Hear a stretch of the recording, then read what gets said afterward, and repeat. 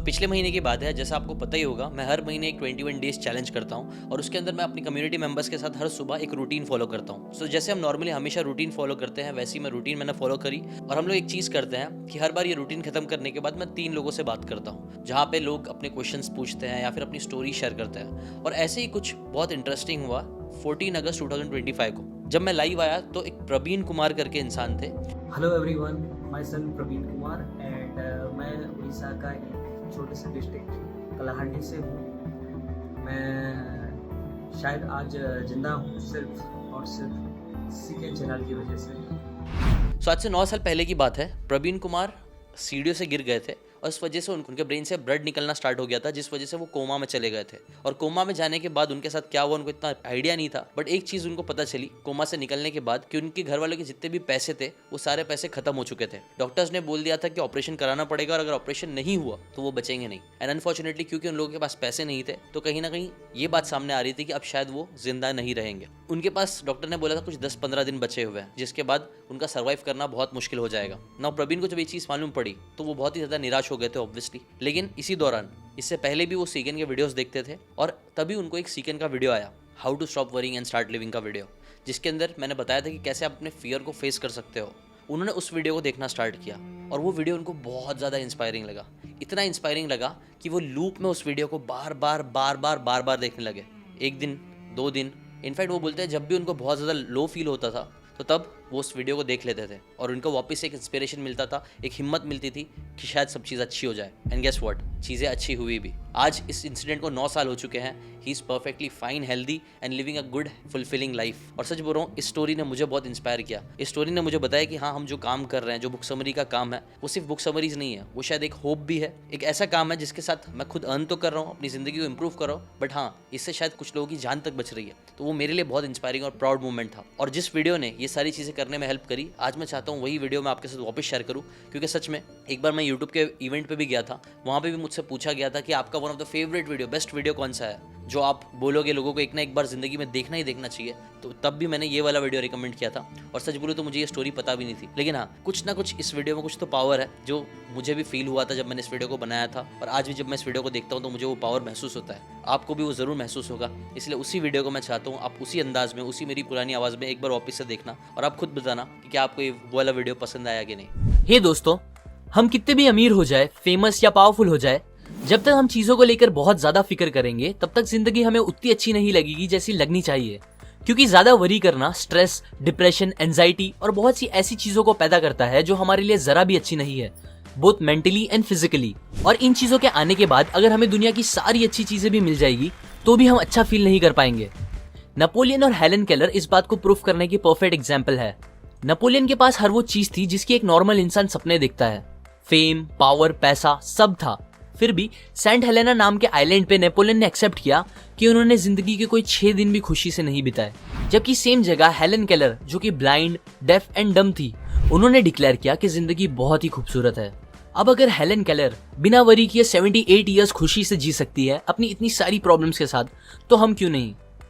ज्यादा वरी करना हम पर बहुत इंपैक्ट करता है। एलेक्सिस कैरल, जो कि एक नोबेल प्राइज विनर है, उन्होंने कहा, people who do not know how to fight worry die early. Doctor OF गॉबेरॉन, जो कि एक चीफ फिजिशियन है, उन्होंने बताया कि 70% पेशेंट्स जो फिजिशियंस के पास आते हैं वो अपने आप को खुद ही ठीक कर सकते हैं अगर वो बस अपने फियर और वरीज को खत्म कर दे तो। एक स्टडी में 15,000 पेशेंट्स को एग्जामिन किया गया जिन्हें स्टमक डिसऑर्डर्स थे। उन्हें एग्जामिन करने के बाद पता चला 5 में से 4 पेशेंट्स की बीमारी का कोई भी फिजिकल रीजन नहीं था, बल्कि उनके फियर, वरी, हेट, सेल्फिशनेस, ये सारे रीजंस बन गए थे उनके पेट की बीमारियों के। बहुत से फेमस डॉक्टर्स कहते हैं स्टमक अल्सर्स जो कि जान ले सकते हैं, हार्ट डिजीजेस, कुछ टाइप के हेडेक्स, इंसोम्निया और कुछ टाइप के पैरालिसिस, ये सब और कोई रीजंस नहीं, बस हमारे ज्यादा वरी करने से होता है। अब ये सारी चीजें आपके लिए मोर देन इनफ होनी चाहिए ये बात समझने के लिए कि वरी करना हमारे लिए कितना हार्मफुल हो सकता है। A magic formula for solving worry situations. Willis H Carrier एक इंजीनियर थे। उन्हें एक बार एक फैक्ट्री में गैस क्लीन करने वाले डिवाइसेस को इंस्टॉल करने का प्रोजेक्ट मिला, जिसके लिए कंपनी के मिलियंस ऑफ डॉलर्स लग गए थे। पर यह प्रोजेक्ट खत्म करने के बाद कैरियर को पता चला कि उनके इंस्टॉल किए गए डिवाइसेस कंपनी को किए गए गारंटीड वादे पूरे नहीं कर पा रहा है, जिसकी वजह से मिलियंस ऑफ डॉलर्स के लॉस की जिम्मेदारी पूरी कैरियर पे आ गई थी। वो अपने इस फेलियर से बहुत ही ज्यादा परेशान हो गए थे। वो इतना फिक्र करने लगे थे कि उन्हें नींद आना बंद हो गई थी। बट फिर उनकी कॉमन सेंस ने उन्हें याद दिलाया कि उनका फिक्र करना सिचुएशन को ठीक नहीं करेगा। सो उन्होंने एक टेक्निक निकाली अपनी इस वरी की प्रॉब्लम से डील करने के लिए, और ये टेक्निक इतनी असरदार निकली कि वो उसे आज भी यूज करते हैं मोर देन 30 ईयर्स से। ये टेक्निक में 3 सिंपल स्टेप्स है जो आपको भी याद रखने हैं। स्टेप 1, बिना डरे और पूरी सच्चाई के साथ ये पता करो कि एट द वर्स्ट केस बुरे से बुरा इस प्रॉब्लम की वजह से आपके साथ क्या हो सकता है। कैरियर ने जब ये सोचा तो उन्हें पता चला कि उनके इस फेलियर के लिए उन्हें जेल या फांसी तो नहीं होगी, बट हाँ, उनका मार्केट में नाम बहुत खराब होगा और $20 मिलियन जो उन्होंने अपने एम्प्लॉयज के साथ इन्वेस्ट किए थे वो पूरे डूब जाएंगे। स्टेप 2, वर्स्ट केस पता चलने के बाद आप उसे मेंटली एक्सेप्ट कर लो। कैरियर ने अपने आप से कहा कि ठीक है, अब अगर ऐसा हो गया है तो कोई बात नहीं, मैं फिर से मेहनत करके अपना नाम बना लूंगा और एम्प्लॉयज को समझा दूंगा कि ये एक एक्सपेरिमेंट कॉस्ट था हमारे गैस साफ करने की न्यू टेक्निक को टेस्ट करने के लिए। वर्स्ट थिंग एक्सेप्ट करने के बाद कैरियर को बहुत ही ज्यादा सुकून मिला जो उन्हें बहुत टाइम से नहीं मिला था। स्टेप 3, जब वो बुरे से बुरी चीज मेंटली एक्सेप्ट हो चुकी हो तो फिर आप उस वर्स्ट को बेटर या और अच्छा कैसे कर सकते हो इस बारे में सोचो। अगेन कैरियर ने चीजें एक्सेप्ट करने के बाद ये सोचना स्टार्ट किया कि वो कैसे उस $20,000 के लॉस को कम कर सकते हैं। उन्होंने बहुत से टेस्ट किए तो उन्हें पता चला कि अगर वो अपने डिवाइसेस में $5,000 का और काम कराएंगे तो उनके डिवाइसेस बराबर काम करने लगेंगे। फिर उन्होंने ऐसा ही किया, जिसका रिजल्ट ये हुआ कि $20,000 लॉस होने के बजाय उन्होंने $15,000 का प्रॉफिट करा दिया ये सॉल्यूशन निकाल के। कैरियर कहते हैं कि अगर वो ये 3 स्टेप फॉलो नहीं करते और बस फिक्र करते रहते तो उन्हें ऐसा रिजल्ट्स कभी नहीं मिलता। ये टेक्निक हमारे लिए भी बहुत काम की है, क्योंकि जब आप वर्स्ट आउटकम को एक्सेप्ट कर लेते हो तो आपका दिमाग एक जगह से दूसरी जगह जाके परेशान होना बंद कर देता है और प्रॉब्लम को सॉल्व करने पे ज्यादा कॉन्सेंट्रेट कर पाता है। पर जब तक आप एक्सेप्ट नहीं करोगे अपनी प्रॉब्लम को, आपका दिमाग आपको खाता रहेगा और कुछ अच्छा आउटकम नहीं मिलेगा। अभी अगर कुछ लोगों को लग रहा होगा कि कैरियर की प्रॉब्लम इतनी बड़ी नहीं थी और उनकी लाइफ की प्रॉब्लम बहुत ही ज्यादा बड़ी है, तो उनके लिए एक और ट्रू स्टोरी है।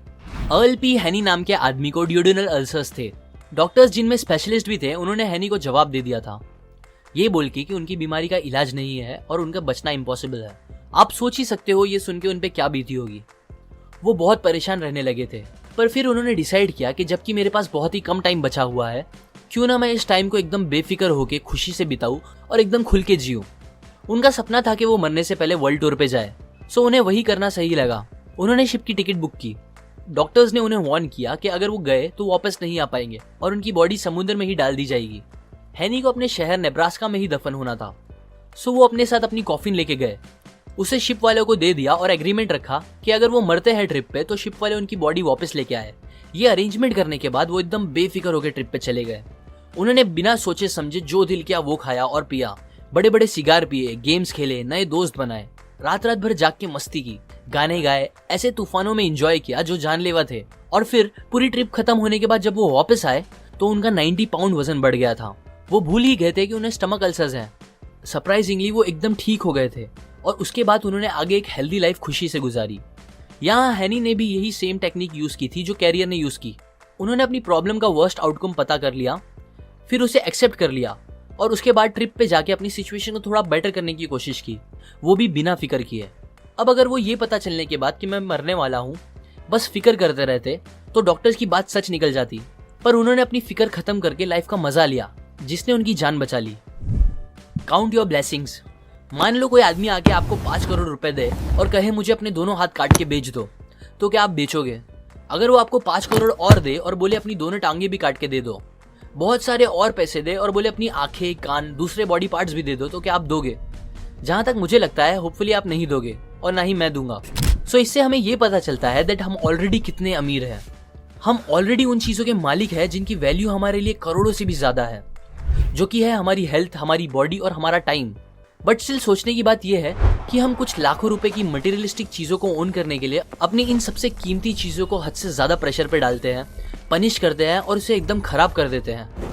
मैं ये नहीं बोल रहा हूँ आप सक्सेसफुल बनने के बारे में ना सोचो, पर इतना ध्यान दो कि आप सक्सेस पाने के चक्कर में अपनी हेल्थ और बॉडी को ना खराब कर लो, बिकॉज कितनी भी बड़ी सक्सेस क्यों ना मिल जाए, बिना हेल्थ के वो कोई काम की नहीं होगी। हमें उन चीजों के बारे में सोच के सैड नहीं होना चाहिए जो हमारे पास नहीं है, बल्कि वो सारी अच्छी चीजें जो हमारे पास ऑलरेडी है उसको सोच के अच्छा फील करना चाहिए।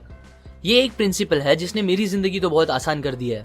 मैं जब भी किसी चीज को लेके वरी करने लगता हूँ तो ये सोचता हूँ कि यही सेम टाइम कहीं दूर ऐसे भी लोग हैं जिनके सामने उनकी पूरी फैमिली को जान से मार दिया जा रहा होगा। ऐसे कितने सारे लोग भी हैं जो प्यासे होंगे और उनको पीने के लिए साफ पानी नहीं मिल रहा होगा। ऐसे कितने लोग भी हैं जो भूख से इतने तड़प रहे होंगे कि मिट्टी खा के अपना पेट भर रहे होंगे। और मैं यहाँ इतना सेल्फिश हूँ जो अपनी छोटी मोटी प्रॉब्लम्स की फिक्र करके सैड बैठा हूँ। हम सब अपनी प्रॉब्लम से परेशान होकर लाइफ को कोसते हैं, पर यकीन करो कोई इंसान जिसको पता होगा दैट उसकी लाइफ का आज आखिरी दिन है, अगर आप उससे कहोगे मेरी जिंदगी और उसकी सारी परेशानियां तू ले ले, तो वो खुशी खुशी आपकी सारी प्रॉब्लम्स ले लेगा और फिर भी दुनिया का सबसे खुश इंसान होगा। अगर आपको एंजाइटी, स्ट्रेस, डिप्रेशन या वरीज से दूर रहना है तो एक हैबिट बना लो और कम से कम दिन में एक बार अपनी लाइफ की सारी अच्छी चीजों को गिनने की कोशिश करो और उसके लिए ऊपर वाले का शुक्र करो। जब आप ऐसा करोगे तो आपको पता चलेगा आप अपनी सोच से कितने ज्यादा अमीर हो। Don't allow yourself to get upset on small things. Robert More ने ये बात तब सीखी जब वो 276 फीट पानी के नीचे एक सबमरीन में फंसे हुए थे। वॉर का टाइम था, उन पे जापानीज माइन लेयर अटैक कर रही थी जो उनकी कभी भी जान ले सकती थी। तब मौत को एकदम पास देखकर वो सोचने लगे कि कैसे वो पहले छोटी छोटी बातों पे फिक्र किया करते थे। जब वो पहले बैंक में काम करते थे, उनकी लंबी ड्यूटी, कम सैलरी, खुद का घर ना होना, एक खुद की कार ना खरीद पाना, ये सब तब उन्हें जिंदगी की सबसे बड़ी प्रॉब्लम लगती थी। पर अब जब वो मरने वाले थे, उन्हें समझ आया कि वो सब फिक्र कितनी बेतुकी थी और तभी उन्होंने अपने आप से प्रॉमिस किया कि अब अगर वो जिंदा बच गए तो वो कभी इतना वरी नहीं करेंगे, किसी भी बात को लेकर कभी भी नहीं। उन्हें वो चांस मिल गया और वो वहां से बच निकले और फिर उसके बाद उन्होंने कभी भी अपना खुद का किया गया फिक्र ना करने का वादा नहीं तोड़ा। About all the worries we worry about never happens. 500 साल पहले माइकल डी मोंटेग ने कहा, मेरी जिंदगी बहुत सी परेशानियों से भरी है, ऐसी परेशानियां जो कभी रियल में होती ही नहीं। एक रिसर्च से पता चला है कि 85% बातें जिसकी हम फिक्र करते हैं वो एक्चुअल में कभी हमारे साथ होती ही नहीं, और जो 15% होती है उसमें से 79% बातें फिक्र करने के लायक नहीं होती। मतलब टोटल 97% बातें जिसकी आप फिक्र कर रहे हो वो और कुछ नहीं, बस आपके दिमाग का डर है जो आपको परेशान कर रहा है। सो अब मैं आपको कुछ तरीके बताता हूँ जिससे आप इस अननेसेसरी वरीज को खत्म कर सकते हो। उनमें से एक है कि आप जितना हो सके अपने आप को बिजी रखो, बिकॉज इंसान कितना भी समझदार हो वो दो चीज एक साथ नहीं सोच सकता। सो जब आप बिजी रहना स्टार्ट करोगे तो आपको फिक्र करने का टाइम ही नहीं मिलेगा। और बिजी भी ऐसे काम में रहो जिसमें आपकी क्रिएटिविटी और प्लानिंग यूज हो। एक और चीज जो आप कर सकते हो वो है थिंक एंड एक्ट चीयरफुल। जैसे हम एक साथ दो काम नहीं कर सकते, वैसे ही हम एक साथ दो चीज फील नहीं कर सकते। मतलब आप किसी बात को लेकर एकदम ज्यादा एक्साइटेड और उसी टाइम में किसी दूसरी बात को लेकर एकदम ज्यादा सैड एक साथ नहीं हो सकते। आप जब भी टेंस फील करो तो मुस्कुराओ और ऐसा एक्ट करो कि आप खुश हो। ये करने से आपको रियल में अच्छा फील होने लगेगा। बिकॉज हम अपनी फीलिंग्स को डायरेक्टली कंट्रोल नहीं कर सकते, बट अपने एक्शंस को कर सकते हैं। और अच्छी बात यह है कि आपकी एक्शंस और आपकी फीलिंग्स एक दूसरे से कनेक्टेड है। सो जब आप ऐसा एक्ट करोगे कि आप अच्छा फील कर रहे हो तो आपको रियल में अच्छा फील होने लगेगा। ये कंसेप्ट मैंने आपको डेल कार्नेगी की book how to stop worrying and start living से बताई है, जिसने लिटरली मिलियंस ऑफ लोगों की जिंदगी आसान कर दी है, स्ट्रेस, वरीज, डिप्रेशन को खत्म करके। सो बस ये था वो मेरा वीडियो। आई होप आपको ये वीडियो पसंद आया हो। और अगर ऐसे कोई स्टोरी आपकी भी है, आपने कोई मेरा पुराना वीडियो देखा जिससे आपको बहुत इंस्पिरेशन मिला, जिससे आपने अपनी ज़िंदगी को चेंज किया, क्योंकि आपको पता है उसी 14 अगस्त को एक और स्टोरी एक इंसान ने शेयर करी थी कि कैसे पिछले साल तक उनके पास ज़रा भी पैसे नहीं थे अपनी बहनों को रक्षाबंधन में पैसे देने के लिए, लेकिन एक साल बाद उन्होंने इतने पैसे कमा लिए कि उन्होंने अपनी बहनों को आईफोन गिफ्ट किया। अगर ऐसी कुछ इंटरेस्टिंग स्टोरी आपकी भी है तो मैं ज़रूर आपकी स्टोरी सुनना चाहूँगा। चाहिए तो आप कमेंट कर दो या फिर इसमें ईमेल आईडी पे भी आप अपनी स्टोरी भेज सकते हो और वो वीडियो के बारे में बता सकते हो जिसने आपको शायद हेल्प किया, ताकि मैं उस वीडियो को वापस से बनाऊँ या फिर वापस से शेयर करूँ एक क्रिएटिव न्यू तरीके से, ताकि वही पुरानी वैल्यू और नए अंदाज में लोगों तक पहुंच सके। अभी के लिए इतना ही। Thanks for watching.